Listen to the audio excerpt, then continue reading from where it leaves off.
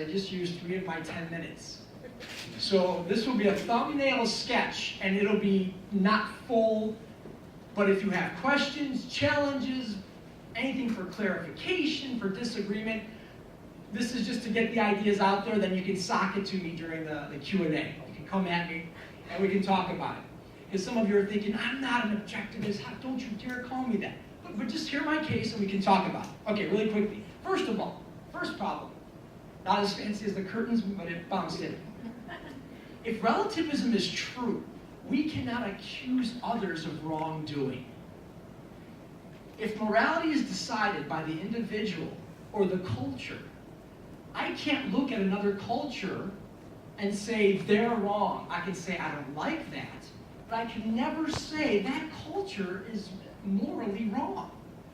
So when I look at, say, Nazi Germany, and see the way that Hitler and his peeps lived. That's about as hip as I get right there. If you got that on camera, please keep that in. As opposed to, say, Mother Teresa and her culture. She and her, the other nuns that she worked with, all right? Her group. Okay, why Whoopi Goldberg.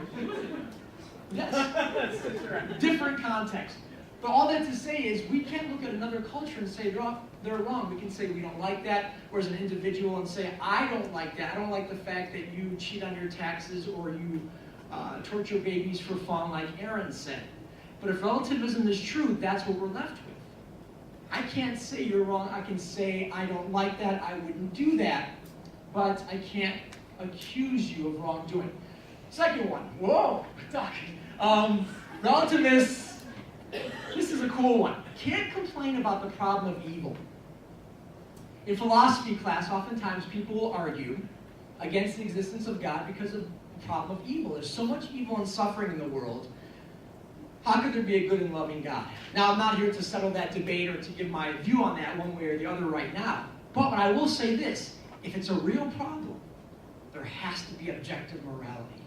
Morality has to be objective, or else there can't be a problem of evil. Why? Because if we're saying there's evil in the world, we're saying there's an actual standard of goodness, and that God is not following it. That God is not living up to it. Because if morality is relative, what you think God does as evil might be totally okay for me. But for there to be real evil in the world, there has to be real morality in the world. Now, I'm not saying, again, this proves that God exists. Maybe God does, maybe God doesn't. All I'm saying is we have to be consistent. If I'm going to complain against the existence of God based on evil, I have to be an objectivist. Once morality is relative, evil is gone. As one person said it, one person's terrorist is another person's freedom fighter. In other words, you think that's wrong? I think certain things are right. I think 9/11 was morally okay. Some people think that, some people don't. How could God allow that? Again, morality has to be objective for there to be real evil in the world. All right, number 3. Relativists can't place blame or accept praise. Again, going back to what I said before, there has to be some standard of morality for people to say, you know what you did, you didn't even know those people. You ran into a burning building and you saved all those lives. That is great. You are a noble, moral person. Or, hey, you pushed that old lady in front of the bus and she got run over. How could you do that? But if there's no standard, no set of morality to adjudicate between behaviors like that, what am I praising? What am I blaming? There has to be real morality, objective morality, not based on opinion, not based on people's desires or beliefs, but that's actual and real. Now, what's the source or the standard for morality? That's a separate conversation. The only point I'm making is there has to be some sort of objective morality for us to blame or praise people. Number 4, relativists can't make charges of unfairness or injustice. A big hot button issue in our culture these days, same-sex marriage. Gay people should have the right to get married. It's unfair if they don't. Well, if relativism is true, says who? don't think it's unfair. Other people think it's not unfair. You're thinking, no, dude, I mean it's really unfair. They love each other. Why shouldn't they have that right?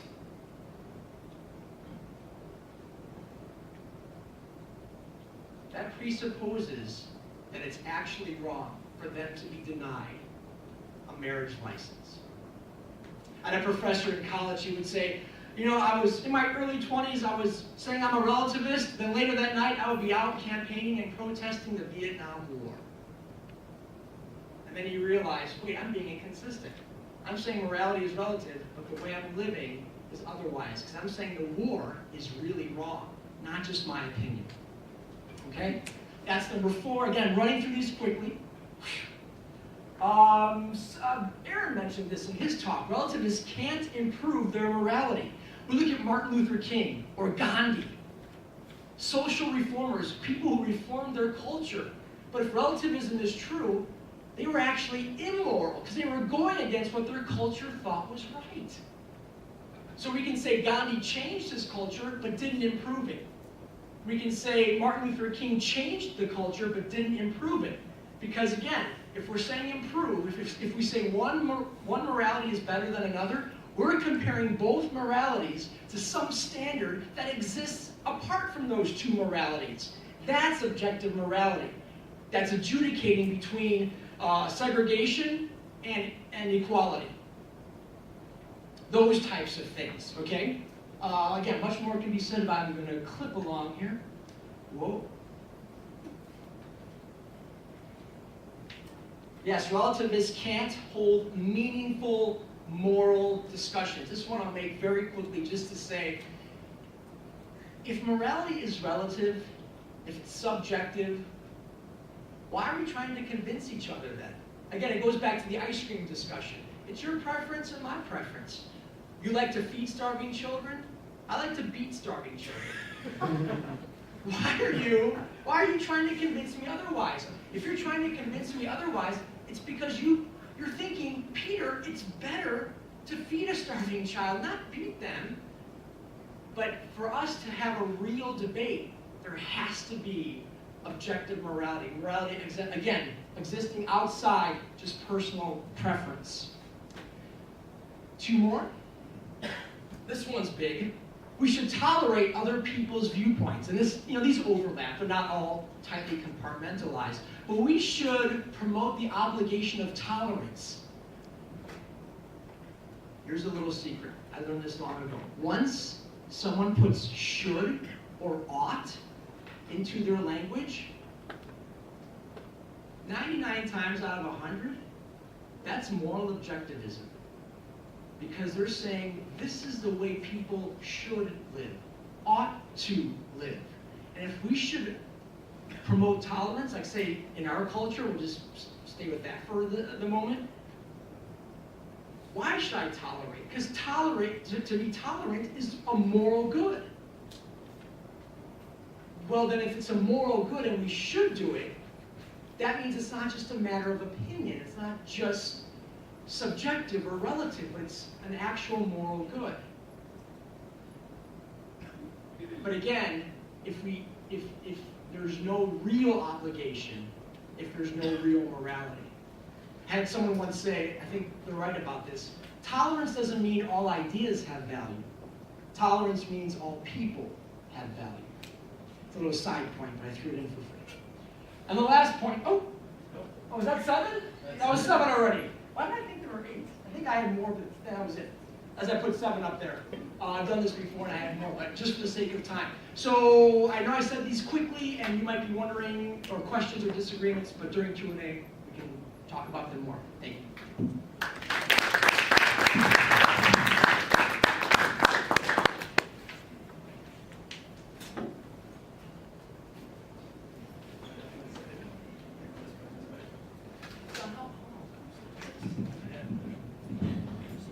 It's all relative.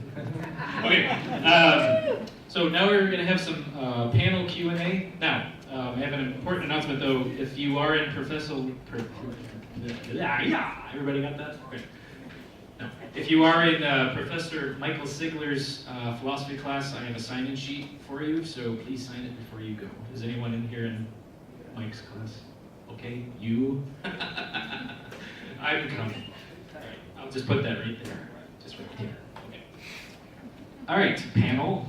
Does anyone have any questions they would like to ask of other panelists?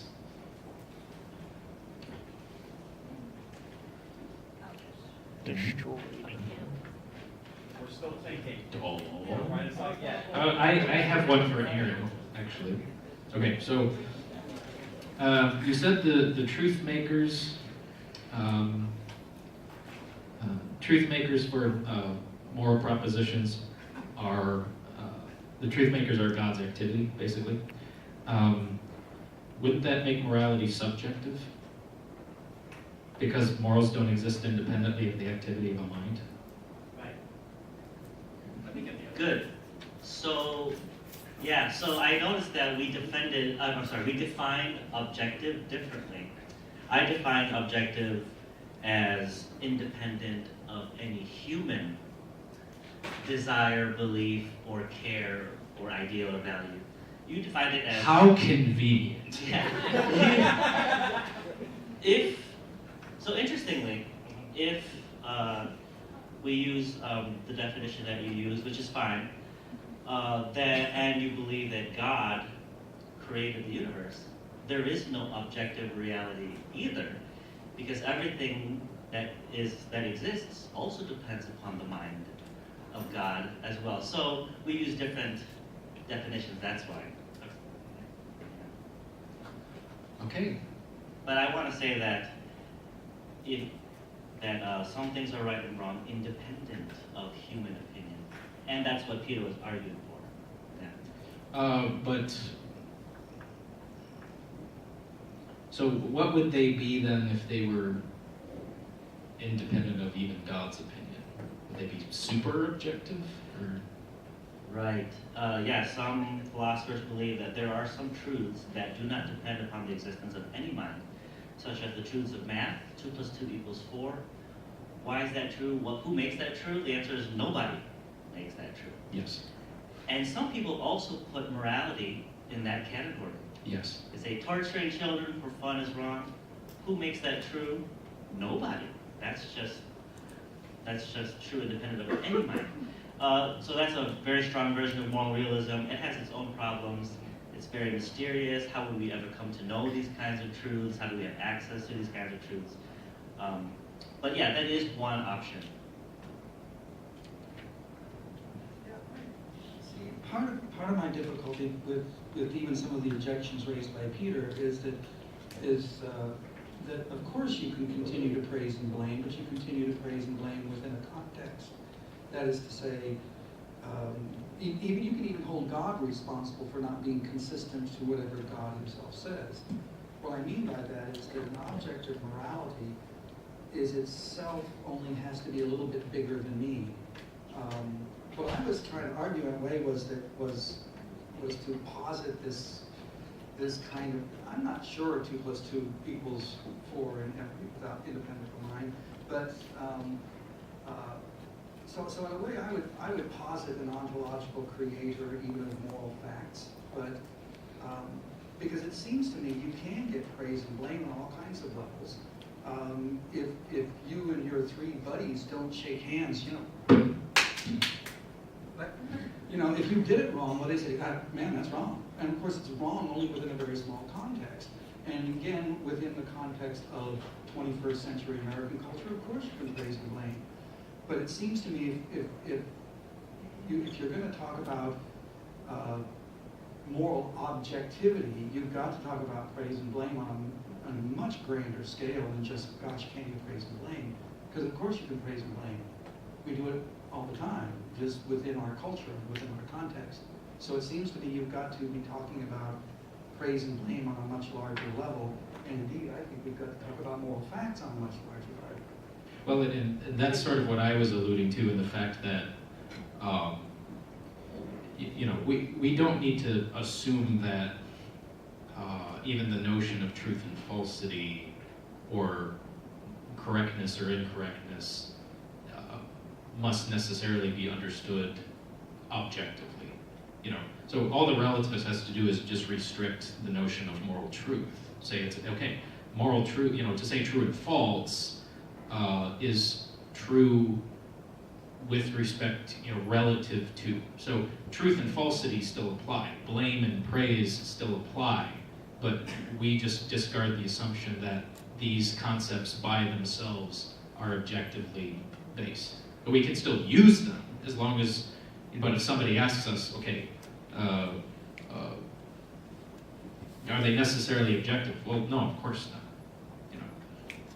Yeah, I'm not so sure we're that far apart, Kent, and what, because I was making a much more modest claim than, and I might be misunderstanding. Correct me if I am. I wasn't making the claim that relativists can't actually perform the actions, and I'll just stick to blame and praise because that's what you guys brought up, that they can't do that. What I'm saying is, which view of morality best makes sense of praise and blame? And what kind of thing are we talking about when we're talking about praise and blame? It's that type of thing, because again, we can say, evolution creates morality because it gives a survival advantage, whether it's from someone's genes or whether it's from being shaped by the environment or a combination of both. Well then sure, see, that's why morality hangs on from generation to generation. Natural selection weeds out the immoral people, or some story like that. It makes sense. And I'd say, okay, fine, we can talk like that and offer that explanation, but then we're talking about something very different than, say, objective morality. We're talking something very different than the morality we're talking about when we say to someone, you gave your life for someone, or you jumped in the lake and you saved 4 people, you don't even know them, or you do know them, whatever. We're saying that you're good, not because I think so, but because you are good, because there is some transcendent standard above what I would call good or what Aaron would call good, so on and so forth. So I'll stop there because I might go on too much longer. I'm not sure if I was even addressing, Ken, what you were saying, or may have misunderstood you, so come back in. Well, but to say who has the best view of morality presupposes there is a best view in the first place. Absolutely, absolutely. And part of my argument, which I didn't make up there, and I'll keep this short, is, well, how do we know what's right or wrong? How do we know?